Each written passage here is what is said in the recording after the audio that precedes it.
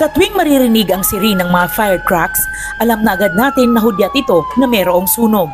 Bilang bahagi ng taunang aktibidad upang masiguro ang seguridad, isang major emergency drill ang pinangunahan ng SEDA Central Block Cebu na matatagpuan sa IT Park, Barangay Apas, Cebu City. It's an annual requirement. In fact, we do this as our value proposition, no, in terms of the hotel's safety and security. We give utmost importance to this type of drills because not only are we complying with our regulatory requirement, but we are also training our staff here to be prepared in any types of emergencies. At the same time, we want them to be adept in preparing and handling emergency situations. Ang naturang drill ay ginawa sa tulong ng mga personahe ng Bureau of Fire and Protection Region 7 gamit ang isang makatotohanang sitwasyong pang-emergency kung saan ipinakita sakaling merong sunog at paano ang pagresponde ng mga empleyado dito. Ayon sa BFP, sa bawat emergency drill na kanilang ginagawa ay sinusukat nito kung gaano kahanda ang mga empleyado ng isang establishmento at bilang ebaluasyon sa performance ng SEDA employees, ito yung time na in-evaluate namin sila, to evaluate their skills and knowledge to during the incident. So pag sa taas kanina, kung nakita nyo naman nag-perform yung iba, so they're prepared naman. So in case of any incident na happened in their establishment.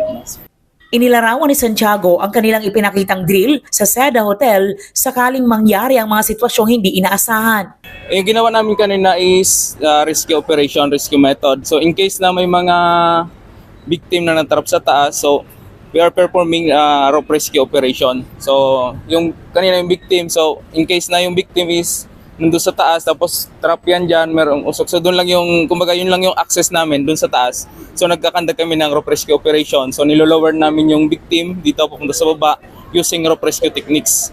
So then yung basket kanina, yung nakita nyo, yun yung, in case na yung victim natin is injured siya, so ilalagay natin siya sa basket stretcher para hindi na madagdagan yung injury niya. So yun yung mga setup na ginawa natin. Then yung rappelling naman, yan yung way namin to exit the building. Para in case na bawa kami yung responders, so yun yung last way namin, namin.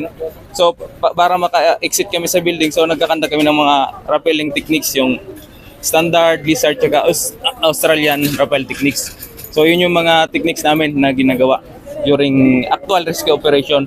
So yun yung mga namin, kumbaga yun yung mga namin. So sa Bureau of Fire, so we are capable to respond in any high-rise rescue operation. So gaya nito. So in case na may sunog dyan, so ang ginagawa namin, so depende, evaluate namin. So ang talaga namin dito, yung in-evaluate namin yung first responders nila. Ayon kay Mr. Ron Manalang, General Manager ng SEDA Central Block Cebu, sa loob ng 4 na taon na nag-ooperate ang SEDA Central Block Cebu, sinisiguro ng management ang seguridad ng mga empleyado at guest nito. As our value proposition, in terms of the hotel's safety and security. In fact, our hotel is situated uniquely. We're inside an estate. It's a hotel inside an estate, meaning the security of the hotel will never be compromised, and that's the value that we give to our guests. Mandatory para sa mga empleyado ang pagsali sa naturang major emergency drill. Malaki ang pasasalamat ng SEDA sa partisipasyon ng mga empleyado nito, pati na rin ang mga guests sa naturang emergency drill. Sa huli, binigyang diin ni Ron Manalang ang kapakanan ng mga guests ng SEDA Central Block Cebu. It's really an assurance, that when you stay with us, your safety and security is well looked after. Para sa Diyos at sa Pilipinas nating mahal, Aileen Navarro, SMNI News.